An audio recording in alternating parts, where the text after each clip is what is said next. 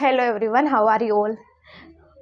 आज अपन डिस्कस करते हैं एपी एवरेज प्रोडक्ट। पहले की 2 क्लास में अपन ने डिस्कस किया था एमपी एंड टीपी के बारे में। दोनों के प्रोस्पेक्टिव से अपन ने लो वेरिएबल प्रोपोर्शन के डेफिनेशन को जाना था। आज अपन जानते हैं एपी एवरेज प्रोडक्ट का मतलब क्या होता है। एवरेज का मतलब बेसिकली होता है मीन, किसी चीज़ की मीन वैल्यू। जैसे बोल अपन ने मीन मीडियन मोड तो पढ़ा होगा, तो उसमें मीन का एक फॉर्मूला होता है, जैसे sigma of x divide by n. जितने भी हो उनको सबको समेशन करके एन से डिवाइड कर देते हैं। तो यहाँ पे क्या फॉर्मूला है एपी का, total product divide by L, या नंबर ऑफ वेरिएबल इनपुट्स।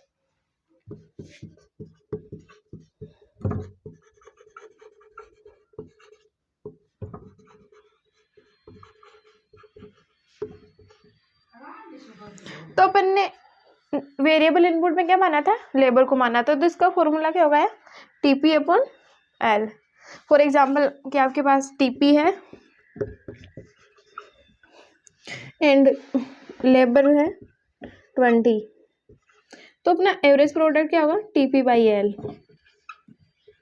20, तो ये क्या हो गया 5। तो इस तरह से हमारा ये एक फॉर्मूला है एवरेज प्रोडक्ट निकालने का, total product divide by labour, जो क्या हमारा मीन वैल्यू होती है। एंड अपन इसकी एपी कर्व के बारे में बात करते हैं।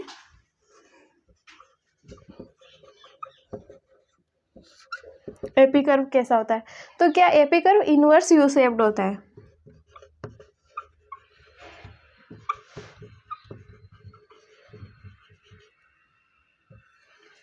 कुछ इनवर्स यू शेप्ड, इधर अपन ने एमपी लिया है और इधर क्या हमारी वेरिएबल फैक्टर जैसे लेबर। तो ये हमारा एपी कर्व जो क्या है इनवर्स यू शेप्ड का है। तो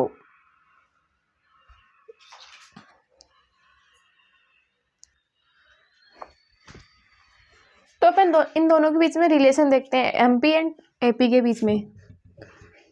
तो रिलेशनशिप बिटवीन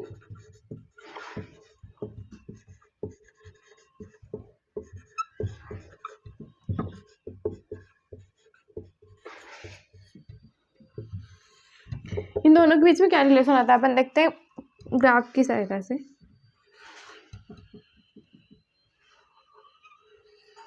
ये क्या हमारा एपी कर्व है, ये हमारा एमपी कर्व है, जो क्या यहाँ पे नेगेटिव हो रहा है। अपन वाई एक्सेस पे ले रहे हैं एपी और एमपी, एंड एक्स एक्सेस पे क्या है अपना वेरिएबल फैक्टर लेबर। तो अपन इन दोनों के बीच में देखते हैं रिलेशन क्या है। यहाँ पे क्या एपी इंक्रीज हो रहा है और एमपी भी इंक्रीज हो रहा है। तो एपी कहाँ पे इंक्रीज हो रहा है, जहाँ पे एमपी इंक्रीज हो रहा है। एमपी क्या है, एपी से ज़्यादा है, तो एमपी ग्रेटर देन एपी। तो एपी क्या हो रहा है, इंक्रीज हो रहा है। और यहाँ पे देखो एपी पहले इंक्रीज होता है, बाद में डिक्रीज होता है। तो एपी डिक्रीज कब होता है, जब हमारा एमपी फॉल होने लग जाता है। क्या एमपी एपी से कम है, तो एमपी लेस देन एपी, तो हमारा एपी क्या हो रहा है, डिक्रीज हो रहा है। तो इन दोनों के बीच में क्या रिलेशन है, अपन लिखते हैं point by point. When MP greater than AP, AP increases. Second क्या है, when MP less than AP, वहां पे क्या हो रहा है, AP falls, AP decrease. Third क्या, दोनों ये कहाँ पे बराबर है, अपन इसको ही पॉइंट, दोनों जहाँ पे इक्वल है वहां पे क्या है मैक्सिमम पॉइंट,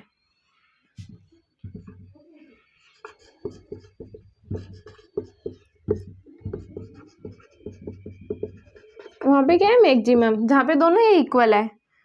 और चौथा रिलेशन इनके बीच में क्या हो सकता है कि इन दोनों को अपन कैलकुलेट कर सकते हैं, MP and AP both are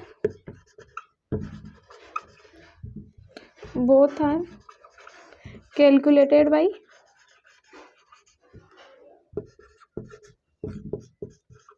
TP formula. मैंने इन टीपी की फॉर्मूला से इन दोनों को कैलकुलेट कर सकते हैं। जैसे एमपी का फॉर्मूला क्या है,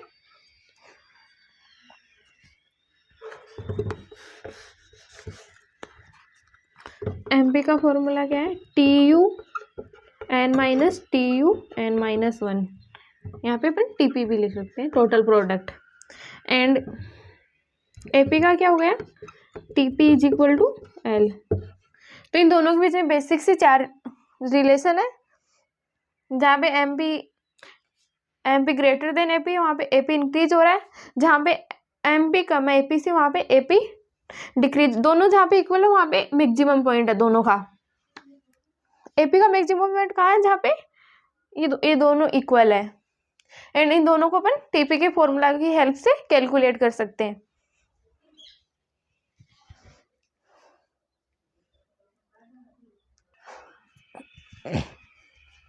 तो अपन ने प्रोडक्शन फंक्शन में शॉर्ट रन के बारे में डिस्कस कर लिया है, लो ऑफ वेरिएबल प्रोपोर्शन के बारे में। इसमें अब एमपी एपी टीपी की हेल्प से अपन ने इसको समझ लिया है कि इसकी डेफिनेशन क्या है, क्या क्या होता है इसमें। अब अपन समझते हैं, लॉन्ग रन की बात करते हैं, returns to scale.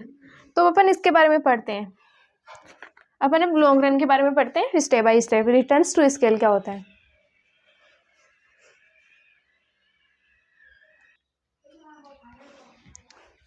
Low of return to scale क्या आता है, ये लॉन्ग रन में आता है, जहाँ पे क्या चारों के चारों फैक्टर वेरिएबल होते हैं। तो इसमें कुछ अपन समझते हैं रिटर्न्स टू स्केल क्या होता है। फॉर एग्जाम्पल कि आपने इनपुट 100% से इंक्रीज किया है,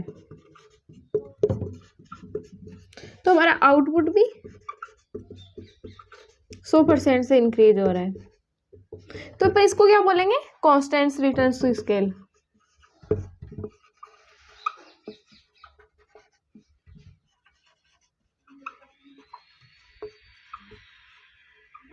जहाँ पे क्या हो रहा है, हमारा input and output same rate से इंक्रीज हो रहा है। सेकेंड वन क्या है, जैसे फॉर एग्जांपल हमारा input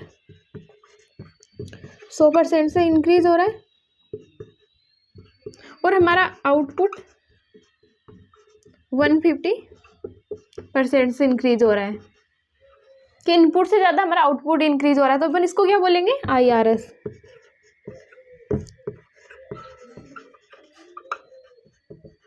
increasing returns to scale. And third one, for example हमारा इनपुट तो 100% इंक्रीज हो रहा है, बट हमारा आउटपुट 50% से इंक्रीज हो रहा है। तो अपन इसको क्या बोलेंगे, डिमिनिशिंग रिटर्न्स टू स्केल।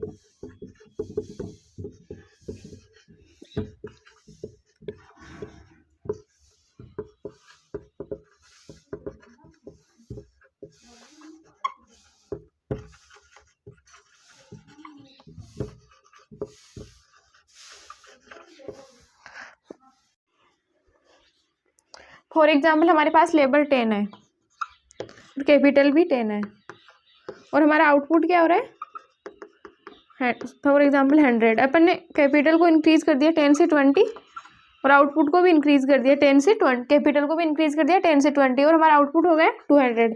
तो अपन इसको क्या बोलेंगे, CRS, constant return to scale. जितना इन दोनों के बीच में है गैप उतना इसमें, तो अपन इसको क्या बोलेंगे, CRS। फॉर एग्जाम्पल ये हमारा 10 है, कैपिटल भी हमारी 10 है, लेबर हमारी 20 थी और अपन ने कैपिटल को भी 20 कर दिया। हमारा आउटपुट पहले 100 था, फॉर एग्जाम्पल 250 हो गया। तो ये क्या, comparison to labour and capital के हमारा आउटपुट ज़्यादा इंक्रीज हो रहा है। तो अपन इसको क्या बोलेंगे, IRS, इंक्रीजिंग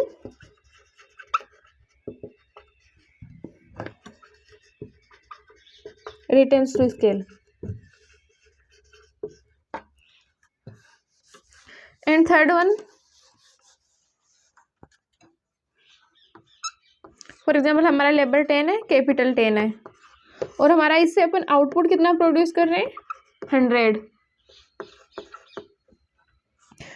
हमने लेबर को 10 से 20 कर दिया, कैपिटल को भी 10 से 20 कर दिया, बट हमारा आउटपुट कितना रहा है, 150। तो इनके कंपैरिजन में हमारा आउटपुट कम है लेबर एंड कैपिटल में। तो अपन इसको क्या बोलेंगे, DERS, diminishing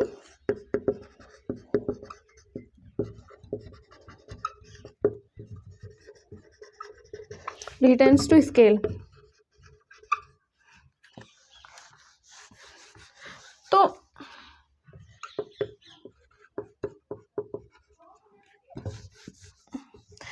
returns to scale का मतलब क्या हो रहा है यहाँ पे कि इनपुट के चेंज होने से हमारा आउटपुट में कितना चेंज आ रहा है, तो अपन इसको क्या बोलेंगे, रिटर्न्स टू स्केल। बेसिकली ये 3 टाइप की होती है, constant return to scale, increasing returns to scale and diminishing returns to scale. तो I hope you all are the understand returns to scale. Basically अपन ने आज के क्लास में लॉन्ग रन के बारे में बात कर ली है एंड शॉर्ट रन के बारे में एक एमपी टॉपिक बचा है। तो आज हमारा प्रोडक्शन फंक्शन खत्म हो गया है। इससे आगे अपन नेक्स्ट क्लास में नेक्स्ट टॉपिक के बारे में बात करते हैं, प्रोड्यूसर बिहेवियर एंड सप्लाई के। I think next topic cost होगा, तो अपन नेक्स्ट लेक्चर में कॉस्ट के बारे में बात करते हैं। And thank you.